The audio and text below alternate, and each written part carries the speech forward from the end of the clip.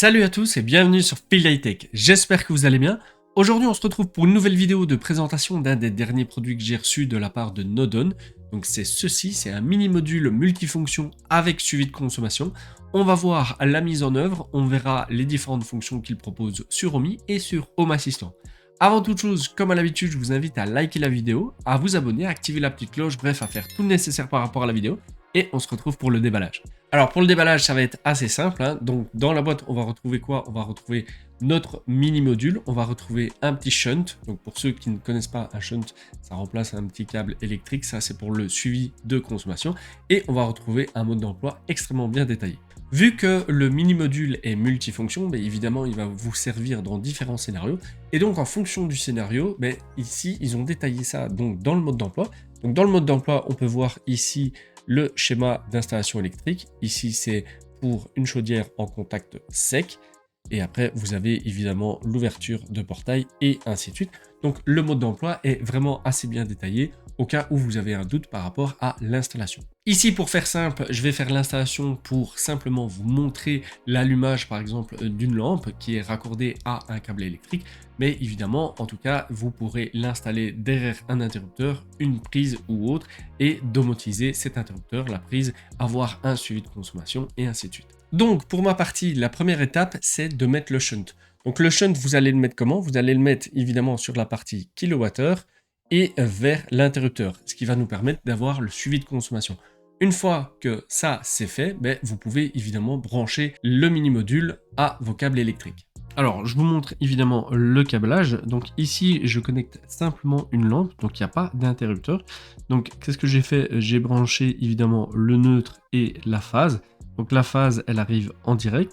Le neutre est ici sur un Wago qui repart évidemment dans la lampe. Et pour avoir le suivi de consommation, ici, j'ai mis le shunt avec la phase qui repart vers la lampe. Maintenant que c'est fait, j'ai branché le courant et donc ici on peut voir en tout cas que la LED clignote, ce qui veut dire qu'il est en mode appairage. Si à un moment donné vous devez le resetter, vous devez appuyer en fait un peu plus longtemps donc sur le bouton presse, un peu plus de 5 secondes, puis vous réappuyez tout de suite dessus et là vous allez voir la lampe qui clignote vert rouge et puis elle doit reclignoter orange.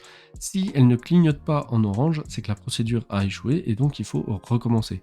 Ici, quand vous voyez que la LED clignote orange, ça veut dire qu'il est en mode appairage et là, vous pouvez l'appairer aux différents systèmes domotiques. Maintenant que c'est branché, on va pouvoir voir l'intégration ici dans la Omi Pro.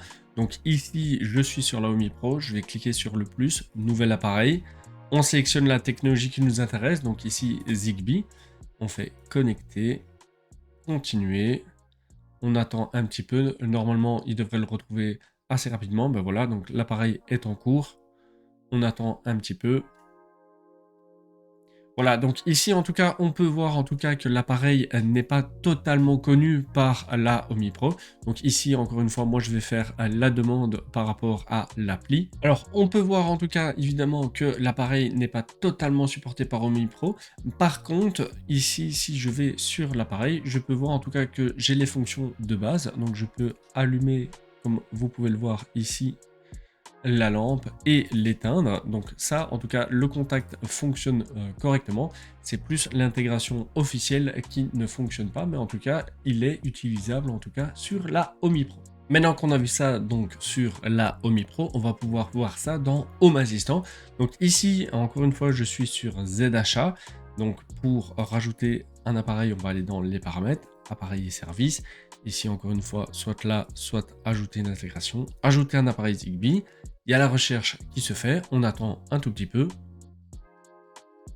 Voilà, donc là, il est occupé à me le rajouter. Donc voilà, là, il m'a fait plusieurs tests, il l'a correctement rajouté. Évidemment, encore une fois, il me demande dans quelle pièce je veux le rajouter. Si on va dans les paramètres appareils et services, que je vais dans ZHA sur les trois appareils, je vois bien donc le Nodon ici.